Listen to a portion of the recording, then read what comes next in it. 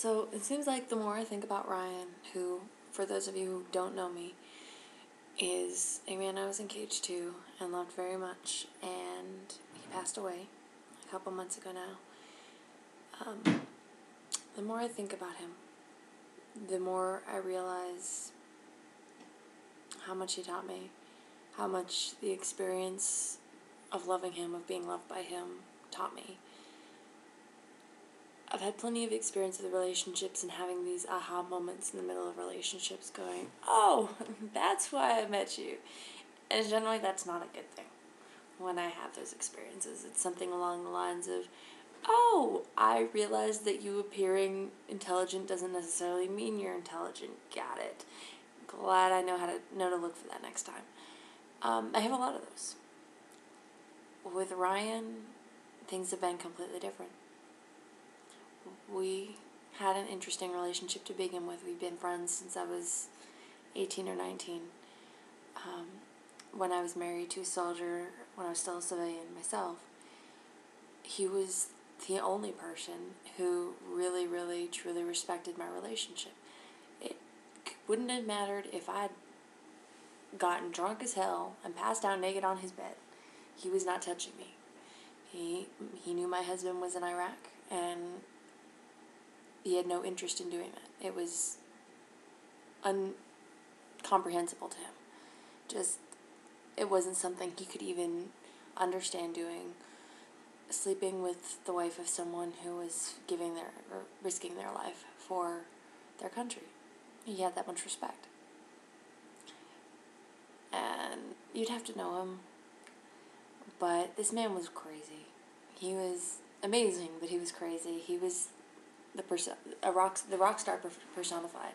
He was a tattoo artist, piercer, fantastic piercer, by the way. And he was an artist, and he lived an artist lifestyle. He did what he wanted when he wanted. Half the time, the things he owned, he bartered for them. There wasn't a lot of cash exchange in his world. He got a motorcycle for doing a particularly big tattoo. I wanted that motorcycle so bad. Various things like that, and it was always incredibly impressive to me. And from the time I met him, he was the guy that was so far above me that I couldn't imagine ever dating, or, he was so out of my league. And I fell in love with him pretty fast when I fell in love. I think I'd always had it there for him a little bit, but he was incredible. And the guy, I'm not gonna lie, he dated strippers. He ran that lifestyle. He ran the gambit. He knew what the world was like. He knew all sides of life. But he loved people, not a person, not his family. He loved people so much. I've never seen a heart as big as his. There was no negativity from this man. He had some questionable habits. Chose some words that he and I used to fight over, but it wasn't ever directed at anyone. There was never any hate in his language. And the few times I heard him upset at somebody, it was powerful, but he didn't have to be hateful to express that anger. It was very, very impressive. I still remember sitting next to this man's bed. He was in the hospital with kidney stones. I had to drive him up there. Right before I left for the Army, come to think of it. I had been on this great date with someone who turned out to be a total scumbag, but the date itself was awesome. I left this date because he called me and said, hey, I think I'm dying. These kidney stones are killing me. Can you come take me?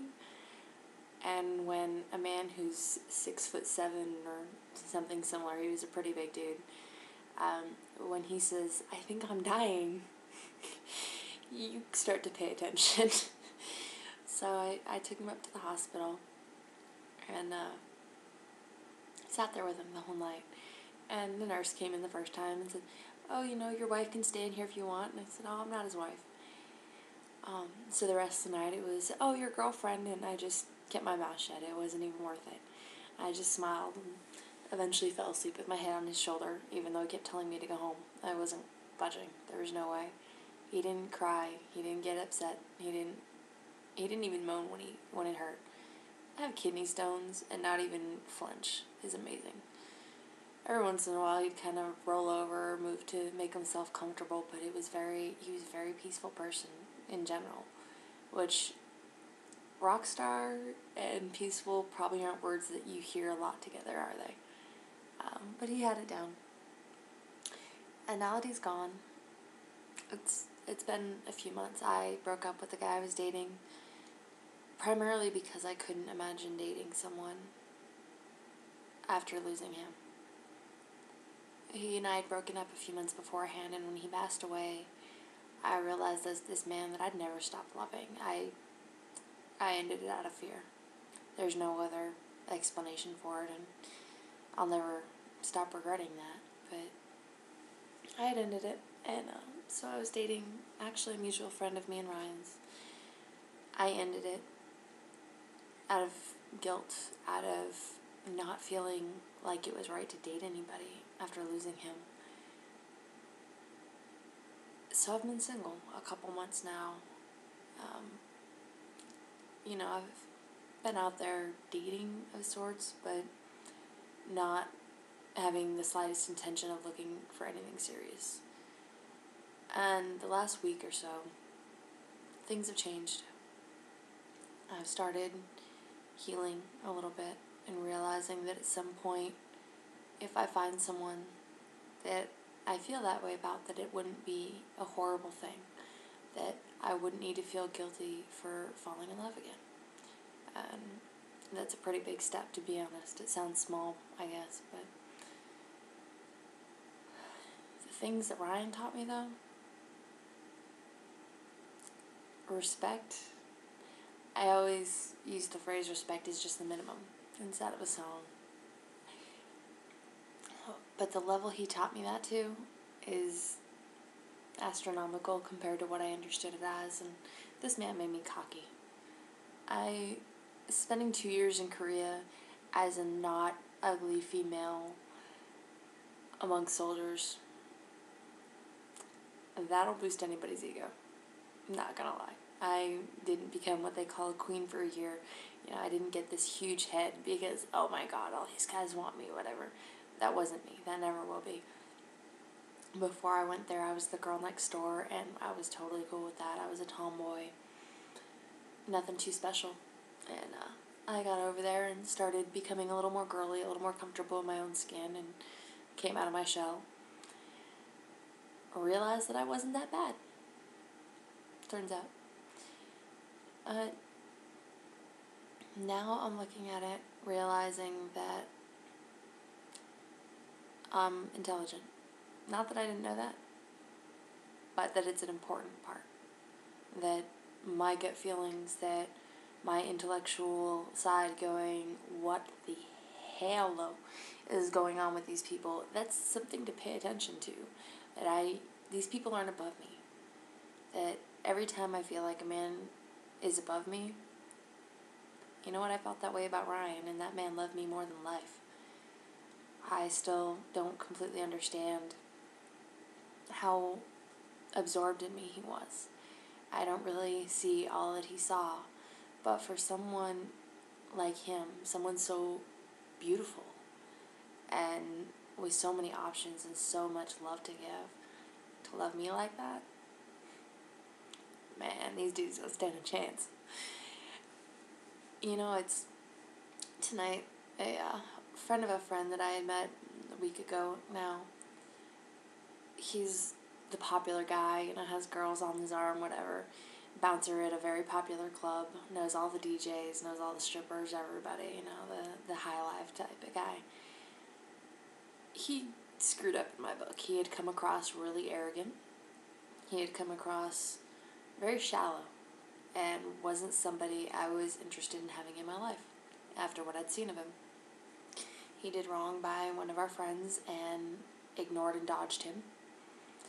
So I told him what I thought about him tonight. And he responded with, I like that. And I said, why? I couldn't understand why me telling this man that he was POS and arrogant and that I didn't give a crap who he was in their world. I didn't understand why he'd like that. his response was, I'm tired of people liking me because of where I work, because of who I know, and thinking they know me because they met me through work. I was kind of amazed by this because it really clicked into my brain that, you know what? Being that straightforward, being that pointed, that person that I've always strived to be, but I've always been a little bit too shy to be with telling people, you're an asshole. It's not a bad thing. And it's not going to be as hard as I'd expected to get a good response out of people, for them to understand where I'm coming from when I say, I'm not putting up with your BS. Because I'm not. I've dealt with a lot of crap. I've accepted a lot of people into my life that I could have done better. I could have asked more of them. There's a lot of that. Because I don't want someone in my life who doesn't understand what respect and loyalty mean. Have I made my mistakes? Absolutely. Not perfect. Never will tell you I was, am, or will be. However, respect is the minimum. Showing me you respect me for my time. You're not going to disrespect my time, blow me off. You understand the value of my time. You understand that I'm worth something, that I'm worth the effort. Understanding that maybe not that I'm better than you, but that I'm somebody worth earning. I'm not just, some girl who's going to pay attention to anybody who gives her attention. That's not me. I am cocky. Thank you, Ryan, for that, because I am absolutely convinced this man is the one that made me cocky. I'm cocky.